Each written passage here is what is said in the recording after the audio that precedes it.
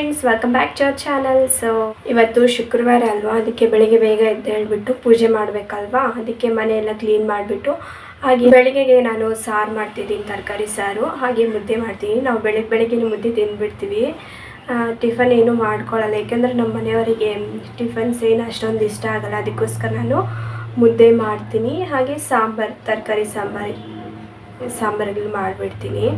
ಯಾವಾಗಾದರೂ ರೇರು ದೋಸೆ ಅಥವಾ ಪುಳಿಯೋಗರೆ, ಚಿತ್ರಾನ್ನ ಮಾಡ್ಕೊತೀವಿ, ತುಂಬ ಕಡಿಮೆ ಮಾಡ್ಕೊಳ್ಳೋದು.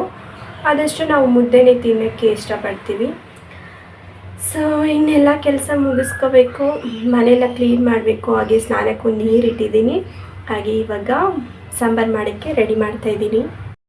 ಫ್ರೆಂಡ್ಸ್ ನೋಡಿ, ತರಕಾರಿ ಊರಿಂದ ತಂದಿದ್ದೆ ಅಲ್ವಾ, ಅದೇ ತರಕಾರಿ ಸಾರು ಮಾಡ್ತಾಯಿರೋ. ಬದನೆಕಾಯಿ, ಹಾಗೆ ಚಿಕ್ಕಡ್ಕಾಯಿ ಬೀಜ, ಚಿಕ್ಕಡ್ಕಾಯಿ ಮತ್ತು ರಾಜ್ಮದು ಇದು ಫಸ್ಟೇ ಬೇಯಿಸಿಟ್ಕೊಂಡಿದ್ದೀನಿ. ನೋಡಿ, ಬೇಯಿಸಿಟ್ಕೊಂಡಿದ್ದೀನಿ, ಯಾಕಂದರೆ ಬೇಗ ಬೇಯಲ್ಲ. ಅದಕ್ಕೋಸ್ಕರ ಫಸ್ಟೇ ಬೇಯಿಸಿ ಇಟ್ಕೊಂಡಿದ್ದೆ. ಅದಕ್ಕೆ ತರಕಾರಿ ಎಲ್ಲ ಹಾಕಿಬಿಟ್ಟು ಇವಾಗ ಮಸಾಲೆ ರುಬ್ಕೊಂಡು ಇಟ್ಕೊಂಡಿದ್ದೀನಿ. ನೋಡಿ ಫ್ರೆಂಡ್ಸ್, ಮಸಾಲೆ ಎಲ್ಲ ರುಬ್ಬಿ ಇಟ್ಕೊಂಡಿದ್ದೀನಿ. ಸೊ ಇದಕ್ಕೆ ಆ್ಯಡ್ ಮಾಡಿಬಿಟ್ಟು ನೀರು ಹಾಕಿ ಬೇಯಿಸ್ಕೊಂಡ್ರೆ ಸರಿ ಹೋಗುತ್ತೆ, ಬೇಗನೆ ಆಗಿಬಿಡುತ್ತೆ ಸಾಂಬಾರು ಈ ರೀತಿ ಮಾಡಿಕೊಂಡ್ರೆ. ಮುದ್ದೆಗೆ ತುಂಬ ಚೆನ್ನಾಗಿರುತ್ತೆ ಈ ರೀತಿ ಮಾಡ್ಕೊಂಡ್ರೆ ಸಾಂಬಾರು.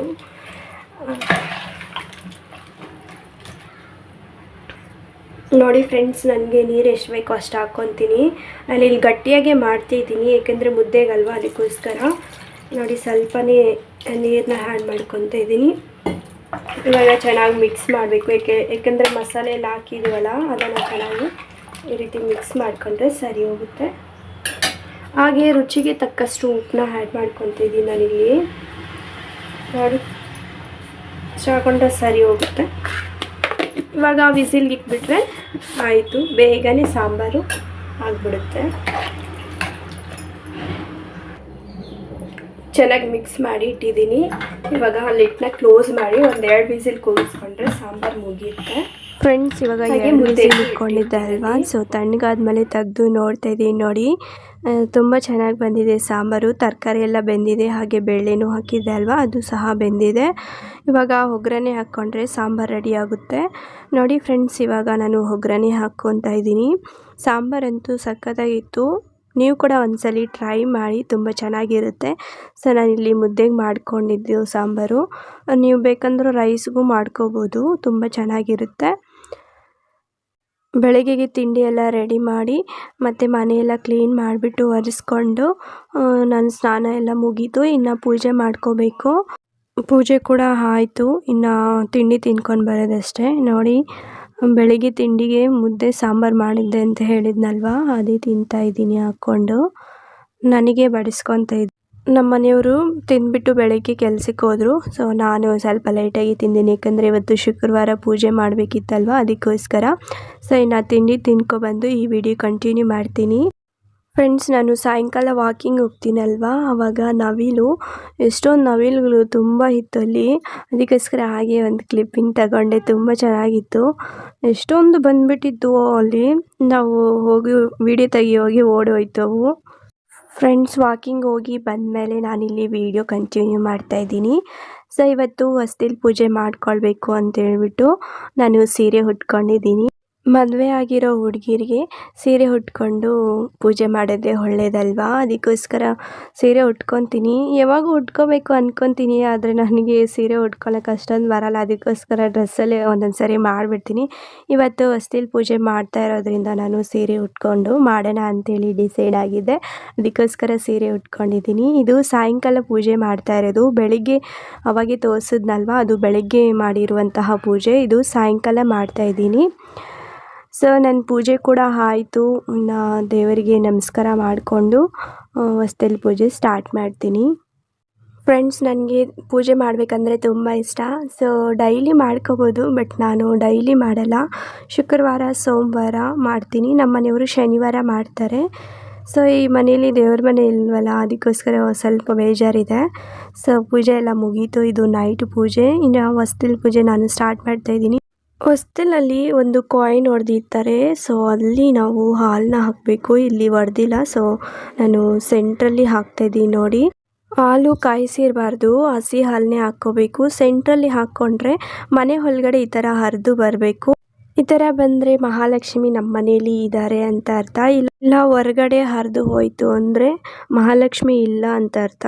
ಈ ಥರ ಆದರೆ ಏನು ಚಿಂತೆ ಮಾಡಬೇಡಿ, ಇದಕ್ಕೆ ಪರಿಹಾರ ಕೂಡ ಹೇಳ್ತೀನಿ. ಸೊ ಇವಾಗ ನೀರಿನಿಂದ ಚೆನ್ನಾಗಿ ತೊಳ್ಕೊಂಡ್ಬಿಟ್ಟು ಒಂದು ಬಟ್ಟೆಯಿಂದ ಒರೆಸ್ಕೋಬೇಕು. ಪರ್ಕೆಯಲ್ಲಿ ಯಾವುದೇ ಕಾರಣಕ್ಕೂ ನಾವು ಗುಡಿಸ್ಕೊಳ್ಬಾರ್ದು, ಅದಕ್ಕೆ ಬಟ್ಟೆಯಲ್ಲೇ ಒರೆಸ್ಕೋಬೇಕು. ಫ್ರೆಂಡ್ಸ್, ಹಾಗೆ ಹೊಸ್ತಿಲನ್ನು ತುಳಿಯಬಾರದೆಂದು ಕಿರಿಯರಿಗೆ ಎಚ್ಚರಿಸುತ್ತಾರೆ. ಹಾಗೆ ಹೊಸ್ತಿಲ ಮೇಲೆ ಕುಳಿತು ಹರಟೆ ಮಾಡಬಾರದು, ತಲೆ ಬಾಚಬಾರದು. ಯಾಕೆ ಇಷ್ಟೊಂದು ಪ್ರಾಮುಖ್ಯತೆ ಕೊಡ್ತಾರೆ ಹೊಸ್ತಿಲಿಗೆ ಅನ್ನೋದಾದರೆ, ಫ್ರೆಂಡ್ಸ್, ನಾನಿಲ್ಲಿ ಚಿಕ್ಕ ಕಥೆಯನ್ನು ಹೇಳುತ್ತೇನೆ. ನರಸಿಂಹ ಅವತಾರದಲ್ಲಿ ಮಹಾವಿಷ್ಣು ದೇವರು ಭಕ್ತ ಪ್ರಹ್ಲಾದ ತಂದೆಯನ್ನು ರಕ್ಕಸ ಹಿರಣ್ಯಕಶಿಪನನ್ನು ಹೊಸ್ತಿಲ ಮೇಲೆ ಸಂಹರಿಸಿದರು. ರಕ್ಕಸನ ಸಂಹಾರದ ನಂತರ ಕೋಪದಲ್ಲಿದ್ದ ನರಸಿಂಹಸ್ವಾಮಿಯನ್ನು ಶಾಂತಗೊಳಿಸಲು ಮಹಾಲಕ್ಷ್ಮೀ ದೇವಿಯೇ ಆಗಮಿಸಬೇಕಾಯಿತು.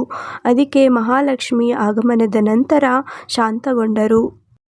ಅದಕ್ಕೆ ಲಕ್ಷ್ಮೀ ನರಸಿಂಹಸ್ವಾಮಿ ಎಂದು ಕರೀತಾರೆ. ಫ್ರೆಂಡ್ಸ್, ಎಲ್ಲರಿಗೂ ದೊಡ್ಡವರು ಹೇಳ್ತಾನೆ ಇರ್ತಾರೆ, ಬಾಗ್ಲತ್ರ ನಿಂತ್ಕೋಬಾರ್ದು, ಒಂಟಿ ಕಾಲಲ್ಲಿ ನಿಂತ್ಕೋಬಾರ್ದು, ಹಾಗೆ ಎರಡೂ ಕಡೆ ಕೂತ್ಕೊಂಡು ಹರಟೆ ಹೊಡಿಬಾರ್ದು ಅಂತ ಹೇಳ್ತಾ ಇರ್ತಾರಲ್ವಾ. ಯಾಕೆ ಈ ಥರ ದೊಡ್ಡವ್ರು ಹೇಳ್ತಾರೆ ಅನ್ನೋದಾದರೆ, ಲಕ್ಷ್ಮೀ ದೇವಿ ಮನೆಗೆ ಬರ್ತಾ ಇರ್ತಾರಲ್ವಾ, ಅದಕ್ಕೋಸ್ಕರನೇ ಬಾಗ್ಲತ್ರ ಕೂರಬಾರ್ದು ಅಂತ ದೊಡ್ಡವ್ರು ಹೇಳ್ತಾರೆ. ಸಿಂಹ ಅವತಾರದಲ್ಲಿ ಮಹಾವಿಷ್ಣು ದೇವರು ಹಿರಣ್ಯ ರಕ್ಕಸರನ್ನು ಬಾಗಿಲ ಬಳಿ ಅಂದರೆ ಹೊಸ್ತಿಲ ಮೇಲೆ ಸಂಹಾರ ಮಾಡಿರ್ತಾರಲ್ವ, ಅದಕ್ಕೋಸ್ಕರನೇ ದೊಡ್ಡವ್ರು ಹೇಳ್ತಾರೆ ಬೆಳಿಗ್ಗೆ ಬೇಗ ಎದ್ದೇಳಿ ಬಾಗಿಲ ಮುಂದೆ ನೀರು ಹಾಕು ಅಂತ ಹೇಳ್ತಾರಲ್ವ. ಹಾಗೆ ಸಾಯಂಕಾಲ ಹೊತ್ತು ನಾವು ಬಾಗಿಲ ಮುಂದೆ ನೀರು ಹಾಕ್ಕೊಂಡು ಅರಿಶಿನ ಕುಂಕುಮ ಹಾಗೆ ರಂಗೋಲಿಯನ್ನು ಹಾಕೋದ್ರಿಂದ ಮಹಾಲಕ್ಷ್ಮಿ ಬರ್ತಾರೆ. ಏಕೆಂದರೆ ಮಹಾಲಕ್ಷ್ಮಿಗೆ ಅರಿಶಿನ ಕುಂಕುಮ ಅಂದರೆ ತುಂಬ ಇಷ್ಟ ಅಲ್ವಾ, ಅದಕ್ಕೋಸ್ಕರ ಬಾಗಿಲಿಗೆ ಅರಿಶಿನ ಕುಂಕುಮ ಎಲ್ಲ ಚೆನ್ನಾಗಿ ಹಚ್ಚಿ ರಂಗೋಲಿ ಎಲ್ಲ ಹಾಕಿ ಚೆನ್ನಾಗಿ ಆಕರ್ಷಿತವಾಗಿದ್ದರೆ ಮಹಾಲಕ್ಷ್ಮಿ ನಮ್ಮ ಮನೆಗೆ ಬರ್ತಾರೆ ಅಂತ ನಂಬಿತೀವಿ. ಸೊ ಅದಕ್ಕೋಸ್ಕರ ಈ ರೀತಿ ನಾನು ಪೂಜೆ ಮಾಡ್ಕೊತಾ ಇರ್ತೀನಿ ಅವಾಗವಾಗ. ಹಾಗೆ ಹೊಸ್ತಿಲ ಪೂಜೆ ದಿನನಿತ್ಯ ಮಾಡಬೇಕಾ ಅಥವಾ ಯಾವಾಗ ಮಾಡ್ಕೋಬೇಕು ಅನ್ನೋದಾದರೆ, ನಾವು ಬೇಕಂದರೆ ದಿನನಿತ್ಯನೂ ಮಾಡ್ಕೋಬೋದು, ಅಷ್ಟೊಂದು ಪೇಷನ್ಸ್ ಇರಲ್ವಲ್ಲ, ಅದಕ್ಕೋಸ್ಕರ ಶುಕ್ರವಾರ ಆಗಲಿ ಮಂಗಳವಾರ ಆಗಲಿ ಮಾಡ್ಕೋಬೋದು. ಹಾಗೆ ವಿಶೇಷ ದಿನಗಳಲ್ಲಿ ಕೂಡ ನಾವು ಈ ರೀತಿ ಮಾಡ್ಕೋಬೋದು. ಫ್ರೆಂಡ್ಸ್, ಹಾಗೆ ನಾನು ಸ್ಟಾರ್ಟಿಂಗಲ್ಲಿ ತೋರಿಸಿದ್ನಲ್ವ, ಹಾಲು ಮನೆ ಒಳಗಡೆ ಬರಲಿಲ್ಲ ಅಂದರೆ ಏನು ಮಾಡಬೇಕು, ಎಷ್ಟು ದಿನ ಪೂಜೆ ಮಾಡಬೇಕು ಅನ್ನೋದಾದರೆ, ಹೊರಗಡೆ ಏನಾದರೂ ಹಾಲು ಹರಿದು ಬಂದುಬಿಟ್ರೆ ನೀವು 9 ದಿನ ಈ ರೀತಿ ಕಂಟಿನ್ಯೂಸ್ ಆಗಿ ಪೂಜೆ ಮಾಡ್ಕೋಬೋದು. ಇಲ್ಲಾಂದರೆ ಶುಕ್ರವಾರನೂ ಮಾಡ್ಕೋಬೋದು. ನಿಮ್ಮ ಅನುಕೂಲತೆ ನೋಡಿಕೊಂಡು ಮಾಡ್ಕೋಬೋದು. ಬೆಳಗ್ಗೆ ಬ್ರಾಹ್ಮಣಿ ಮುಹೂರ್ತದಲ್ಲಿ ಮಾಡ್ಕೋಬೋದು, ಇಲ್ಲ ಸಂಜೆ ಗೋಧೂಳಿ ಸಮಯದಲ್ಲಿ, ಸಂಜೆ 6ರಿಂದ 7 ಏನಿದೆ ಅದು ಗೋಧೂಳಿ ಸಮಯ ಅಂತ ಹೇಳ್ತೀವಿ, ಆವಾಗ ಕೂಡ ಮಾಡ್ಕೋಬೋದು. ನಾನಿಲ್ಲಿ ಗೋಧೂಳಿ ಸಮಯದಲ್ಲಿ ಮಾಡ್ಕೊಂಡಿರುವಂಥದ್ದು. ಮನೆಯಲ್ಲಿ ಸುಖ ಶಾಂತಿ ನೆಮ್ಮದಿ ಲಕ್ಷ್ಮಿ ಬಂದಿಲ್ಲ ಅನ್ನೋದಾದರೆ ಈ ರೀತಿ ಪೂಜೆ ಮಾಡಿಕೊಂಡ್ರೆ ನಮಗೆ ತುಂಬ ಒಳ್ಳೆಯದಾಗುತ್ತೆ. ಈ ಪೂಜೆಯನ್ನು 9 ದಿನ 11 ದಿನ ಅಥವಾ 9 ವಾರ 11 ವಾರ ಈ ರೀತಿ ಮಾಡಿಕೊಂಡ್ರೆ ನಮಗೆ ಒಳ್ಳೆಯದಾಗುತ್ತೆ. ಸೊ ಖಂಡಿತ ಟ್ರೈ ಮಾಡಿ, ಎಲ್ಲರಿಗೂ ಒಳ್ಳೇದು ಮಾಡಲಿ ಅಂತ ದೇವರಲ್ಲಿ ಬೇಡ್ಕೊಳ್ತೀನಿ. ಪೂಜೆ ಎಲ್ಲ ಮುಗಿಯೋಷ್ಟೇ 7 ಗಂಟೆ ಆಯಿತು. ಸೊ ಇನ್ನು ಅಡುಗೆ ಮಾಡಿಕೊಂಡು ಊರಿಂದ ತಂದಿದ್ದೆ ಅಲ್ವಾ ಚಿక్కుಡುಕಾಯ ಬೀಜ, ಅದನ್ನು ಬಿಡಿಸ್ತಾ ಇದ್ದೀನಿ.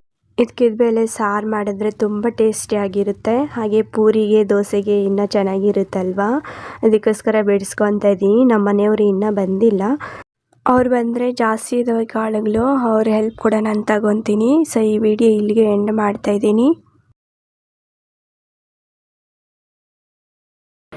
ನೋಡಿದ್ರಲ್ವ ಫ್ರೆಂಡ್ಸ್, ನಾನು ಯಾವ ರೀತಿ ಪೂಜೆ ಮಾಡಿಕೊಂಡೆ ಅಂತೇಳಿ.